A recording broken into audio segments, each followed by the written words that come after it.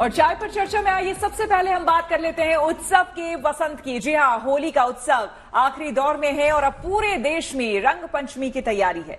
ये वो वक्त होगा जब रंगों का उत्सव पूरे शबाब पर होगा। बिल्कुल, खास तौर पर एमपी के इंदौर में तो गैर उत्सव मनाया जाता है। ये गैर यात्रा बार यहां खास होने वाली है। क्या है रंग पंचमी का पर्व, क्यों मनाया जाता है, क्या इससे जुड़ी मान्यताएं और मुहूर्त, देखिए इन तमाम पहलुओं को समेटे हमारी ये खास रिपोर्ट।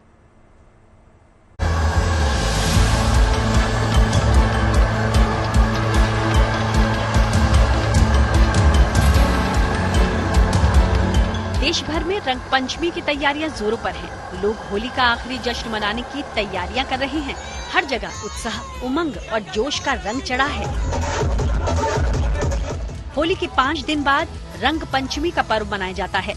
चैत्र महीने के कृष्ण पक्ष की पंचमी तिथि को होली का अंतिम दिन माना जाता है और वही रंग पंचमी कहलाता है। वैसे रंग पंचमी देश भर के कई हिस्सों में उत्साह के साथ मनाई जाती है, लेकिन मध्य प्रदेश, गुजरात, उत्तर प्रदेश और राजस्थान में इस पर्व का अलग ही नजारा देखने को मिलता है। रंग पंचमी के मौके पर धन की देवी मां लक्ष्मी की विशेष पूजा अर्चना होती है। मान्यता है कि रंग पंचमी पर भगवान कृष्ण ने राधा रानी संग होली खेली थी और इसी वजह से इस दिन भगवान कृष्ण और राधा रानी को गुलाल लगाया जाता है। जैसे कार्तिक में दीपावली के बाद देव दीपावली मनाई जाती है, वैसे ही होली के बाद रंग पंचमी देवताओं की होली मानी जाती है।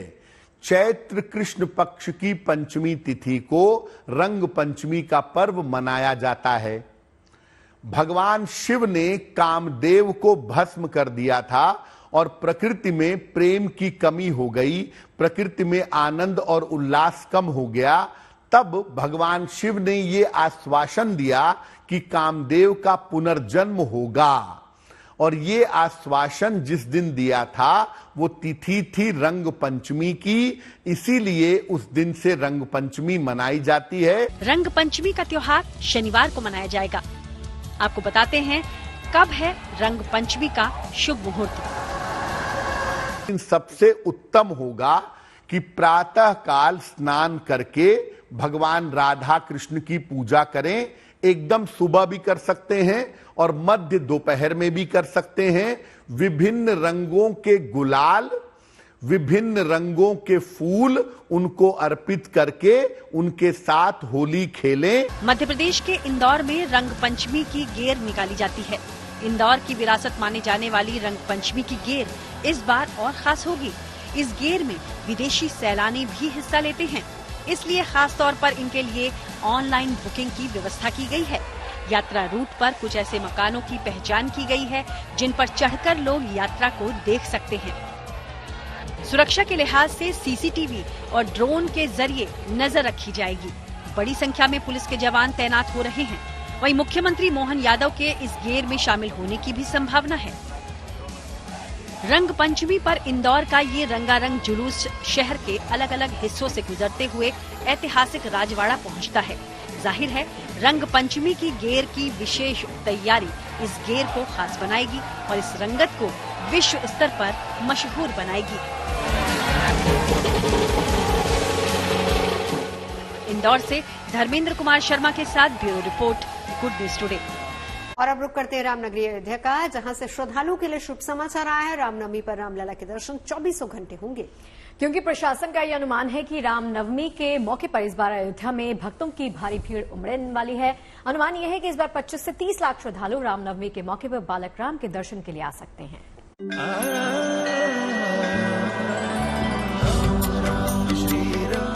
अयोध्या के नए भव्य मंदिर में बालक राम पहली बार मनाएंगे अपना जन्मोत्सव। ऐसे में राम भक्तों का उत्साह चरम पर है। मंदिर में जब से रामलला विराजे हैं, उनकी मनोहर छवि निहारने के लिए, उनके दर्शन के लिए अब तक लाखों भक्त दरबार में हाजिरी लगा चुके हैं।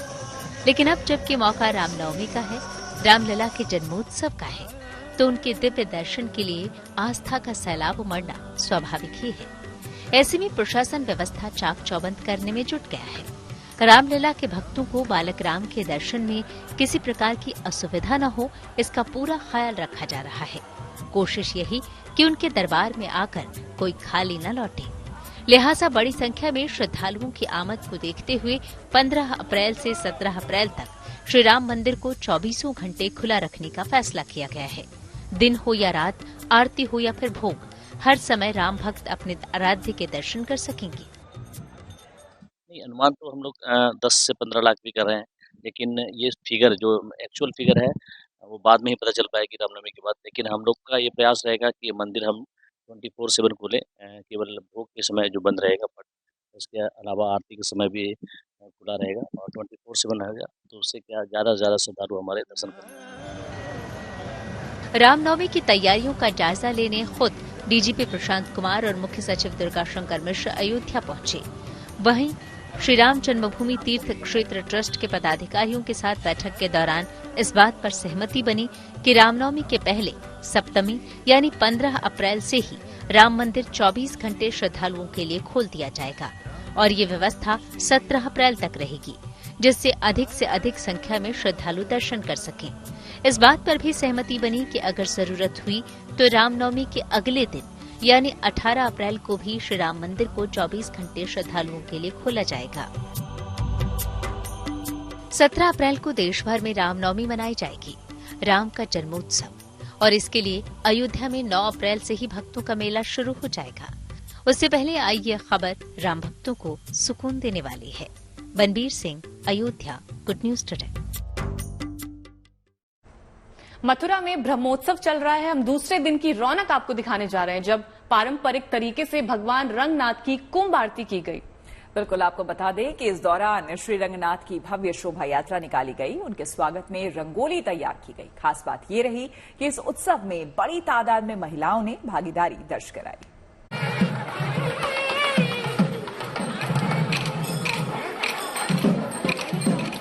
वृंदावन में इन दिनों भगवान रंगनाथ की भव्य शोभा यात्रा की खूब चर्चा हो रही है।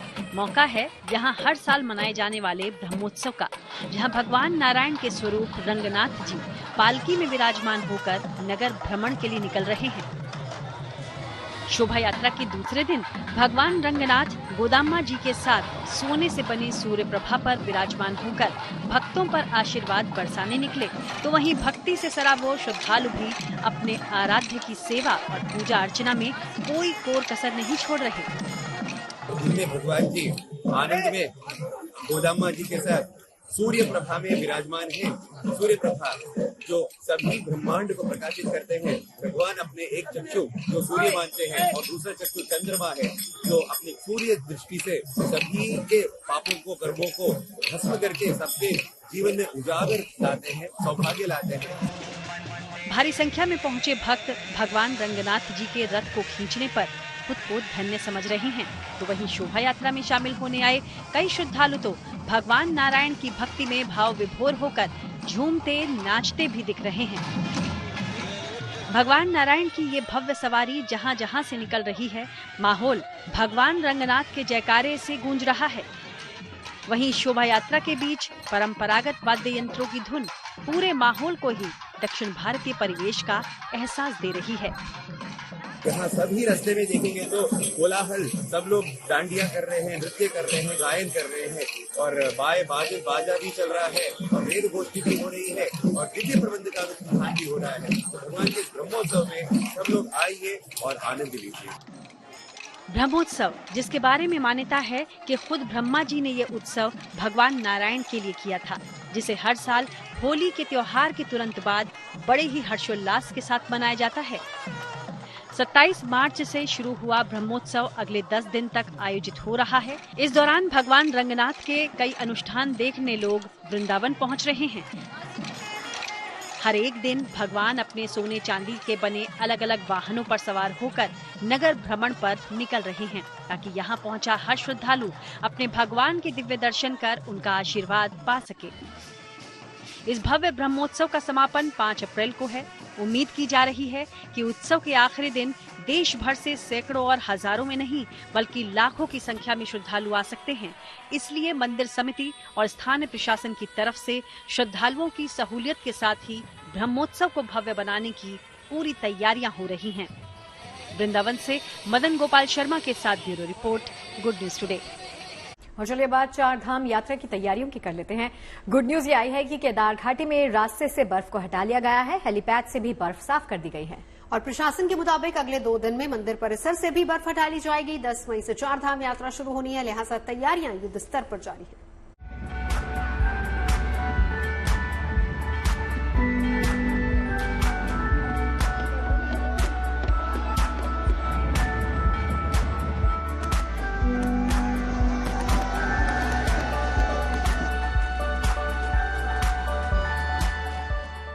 उत्तराखंड में चारधाम यात्रा को लेकर तैयारियां जोरों पर है। प्रशासन चारधाम यात्रा की व्यवस्थाओं को पूरा करने में जुट गया है। बिजली, पानी व पैदल रास्ते दुरुस्त करने से लेकर लोगों को बेहतर मोबाइल कनेक्टिविटी भी यहां मिले, इसके लिए मुस्तैदी के साथ काम किया जा रहा है। इसी कड़ी में केदारनाथ धाम में हेलीपैड तक बर्फ हटाने का काम पूरा हो चुका है। वहीं बड़ी संख्या में मजदूर यात्रा के पैदल मार्ग से बर्फ को साफ करने में जुटे हैं। उम्मीद है कि अगले 2 दिनों के अंदर मंदिर परिसर तक बर्फ हटाने का काम पूरा कर लिया जाएगा। रामबाड़ा से श्री केदारनाथ धाम के बीच 5 से 6 स्थानों पर ग्लेशियर आने से वो पैदल मार्ग पर 3 से 4 फीट बर्फ गिर जाने से रास्ता अवरुद्ध हो गया था। श्री केदारनाथ धाम मास्टर प्लान व श्री केदारनाथ धाम यात्रा के दृष्टिगत मार्ग को सुचारू किया जाना आवश्यक था, जिसे तो लोनी गुप्तकाशी द्वारा 100 मजदूरों की टीम को डिप्लॉय किया गया, जिसमें मजदूरों द्वारा ग्लेशियर काटकर लगभग 10 से 12 फीट की हाइट ग्लेशियर काटकर रास्ता बनाया गया। वर्तमान में रास्ता बनाते हुए टीम श्री केदारनाथ धाम पहुंच चुकी है। वहां पे बर्फ हटाने का कार्य प्रगति पर है और अभी भी श्री केदारनाथ धाम में लगभग 2 से 3 फीट का बर्फ पड़ी हुई है, जिसको हटाने का काम मजदूरों द्वारा किया जा रहा है।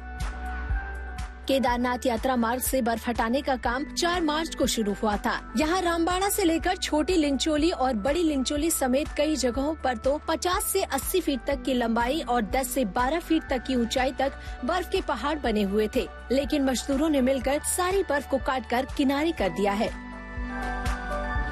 बर्फ हटाए जाने के बाद ही घोड़े और खच्चरों से जरूरी चीजें मंदिर परिसर तक पहुंचाई जा सकेंगी। साथ ही तभी बंद पड़े विकास के तमाम कार्य शुरू किए जाएंगे। दरअसल उत्तराखंड में मई के महीने से चारधाम यात्रा शुरू होने वाली है। बाबा केदारनाथ धाम के कपाट 10 मई को सुबह 7 बजे पूरी विधि विधान के साथ खुलेंगे। इसीलिए तैयारियों पर खास जोर है ताकि श्रद्धालुओं को तमाम सुविधाएं मिले। रुद्रप्रयाग से प्रवीण सेमवाल के साथ गुड न्यूज टुडे।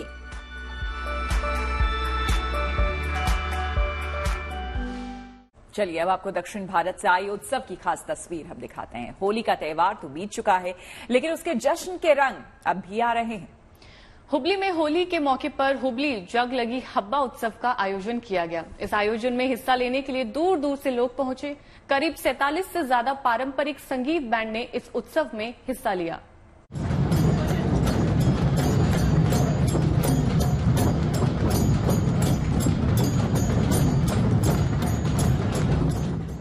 हुबली में होली का जश्न, पारंपरिक वाद्य यंत्रों पर थिरके लोग, जोश और उत्साह से लबरेज ये तस्वीरें दक्षिण भारत की सरजमी से आई हैं। कर्नाटक के हुबली में होली के मौके पर हुबली जग लगी हब्बा उत्सव का आयोजन किया गया। इस मौके पर एक भव्य जुलूस निकाला गया, जिसमें बड़ी संख्या में दूर दराज से लोग पहुंचे। सिद्धेश्वर स्वामी जी के आशीर्वाद से और सभी हमारा स्वामी जी के आशीर्वाद से 12 साल से पहले हमने चालू किया था। एक बहुत बड़ा, जैसा मैसूर में दशहरा होता है वही हिसाब से कर्नाटक में भी और हुबली में जगल ये बाम आयोजन कर रहे हैं। जुलूस का मुख्य आकर्षण श्री राम, हनुमान जैसे अलग अलग किरदारों के गेटअप में शामिल हुए कलाकार बने, तो जानवरों की वेशभूषा में कलाकारों ने करतब से समा बांध दिया। हुबली जग लगी हब्बा उत्सव में समा बांधने का काम जग लगी से भी किया जाता है। जग लगी एक प्रकार का पारंपरिक ढोल होता है, जिसमें अलग अलग चमड़ों का इस्तेमाल कर मधुर ध्वनि निकाली जाती है। हुबली जग लगी हब्बा उत्सव को हर बार की तरह इस बार भी जबरदस्त प्रतिक्रिया मिली। बड़ी तादाद में लोगों ने इसमें सक्रिय रूप से भाग लिया। करीब 47 से ज्यादा पारंपरिक संगीत बैंड इस सालाना उत्सव में शरीक हुए, जबकि गांवों से सैकड़ों टीमें शामिल हुई। इस समारोह में ज्यादातर लोक कलाकार हिस्सा लेते हैं। 7 हमारा अभी जो पूरा तंड है उसमें भाग ले चुका है। कर्नाटक से, अभी उड़पी से है, हमारा गंगावती से है, और बहुत बड़ा हमारा धारवाड़ डिस्ट्रिक्ट का जो भी जगलगी, अराउंड 350 जगलगी also participated in this programme. Hubli जग लगी हब्बा होली उत्सव के पारंपरिक स्वाद को पुनर्जीवित करने की एक कोशिश है। ये पहल करीब 1 दशक पहले समान विचारधारा वाले लोगों ने एक समूह से की थी, जो लोक कला को पुनर्जीवित करना चाहते थे और डीजे संस्कृति को बंद करना चाहते थे। ये पहल अब एक उत्सव का रूप ले चुकी है, यानी उम्मीद के मुताबिक लोक कला की जड़ें कर्नाटक में धीरे धीरे गहरी होती जा रही हैं। Bureau report, good news today. यार देखो, सैर सपाटे की बात हो गई, शॉपिंग की बात हो गई, लेकिन ऐसी खबर मैं आपको दिखाने बताने जा रही हूँ जहाँ पे सिर्फ और सिर्फ, जैसे चाय पे चर्चा में महिला इन्वॉल्व है ना, इसमें भी सिर्फ महिला इन्वॉल्व है। लेकिन एक चीज मैं आपको बता दूं शगुफ्ता, यहाँ हमारे इंटरेस्ट की बात है शॉपिंग की। हाँ। क्योंकि ये मार्केट की बात है, सबसे पुरानी मार्केट, और इतनी पुरानी जहां पर सिर्फ और सिर्फ महिलाएं इस मार्केट को चला रही हैं। हाँ। सोच के ये लग रहा है वाओ अमेजिंग। कितने साल पुरानी मार्केट? 500 साल पुरानी ये मार्केट है। और देखिए, इसकी सबसे बड़ी और खास बात ये है कि शादीशुदा महिलाएं पहली बात मार्केट रन करती हैं। दूसरा, एक विरासत के तौर पर वो अपनी बेटी को अपनी शॉप आगे देती है, यानी कि उनके बाद अगर कोई इसको चलाएगा तो वो उनकी बेटी है। मतलब वो भी इंडिपेंडेंट है और आगे आने वाली जनरेशन को भी वो इंडिपेंडेंट कर रहे हैं। चलिए, आपको इसी मार्केट में लिए चलते हैं, करते हैं सैर।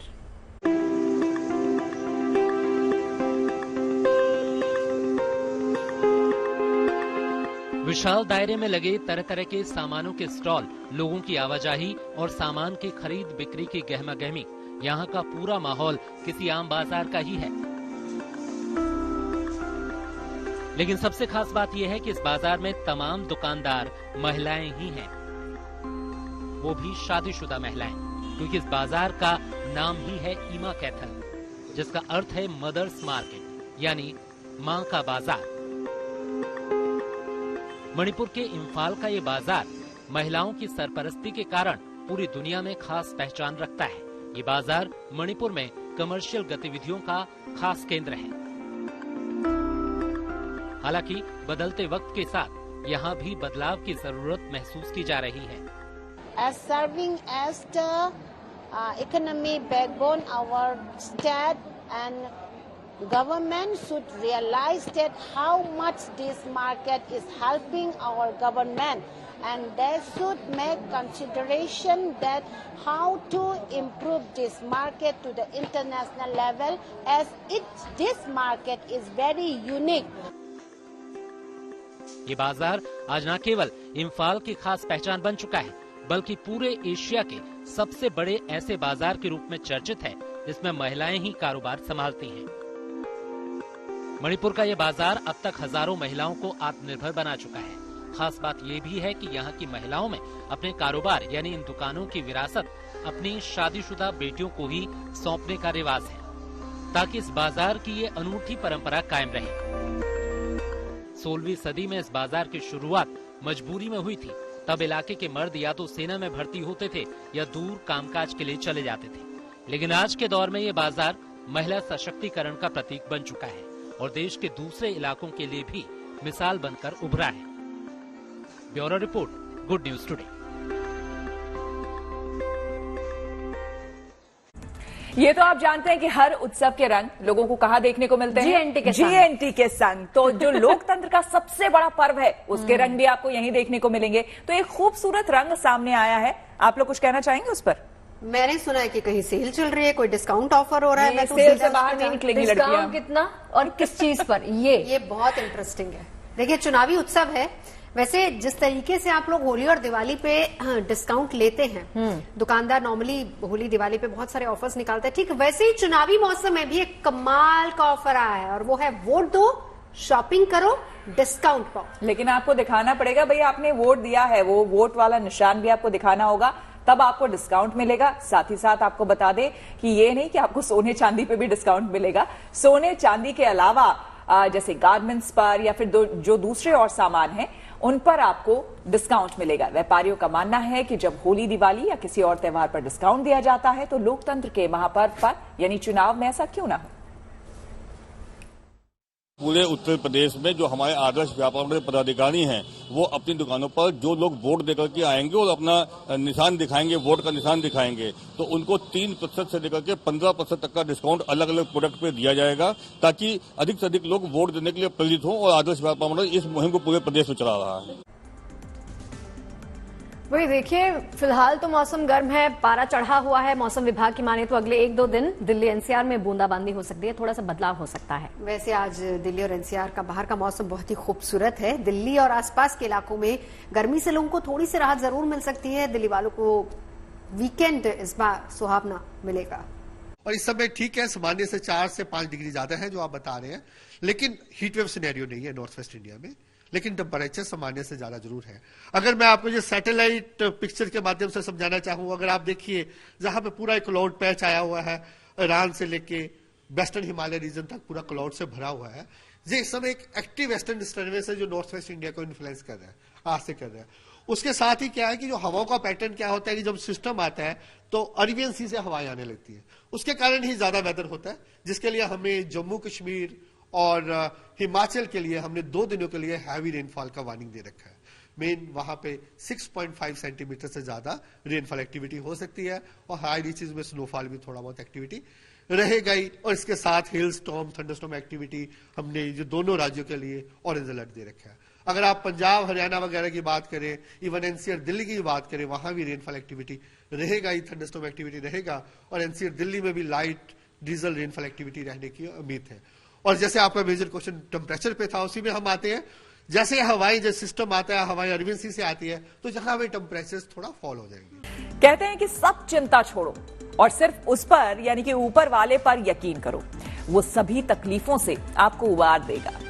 बिल्कुल, इसी चिंता को खुद से दूर रखने के लिए बस आपको एक काम करना है, वो ये है कि हर हाल में सहज रहने की कोशिश करनी है। जी हाँ भाई, देखिए अपने आप को साथ तो चिंता की क्या बात। खुश रहिए, खुश रखिए और मनाते रहिए जिंदगी के सारे तीज त्योहार। बस जरा 2 दिन और ठहर जाइए, क्योंकि फिर आ जाएगा अप्रैल और त्योहारों की, खुशियों की और खूबसूरत सौगातों की शुरुआत फिर से हम करेंगे शाम 5 बजे चाय पर चर्चा में।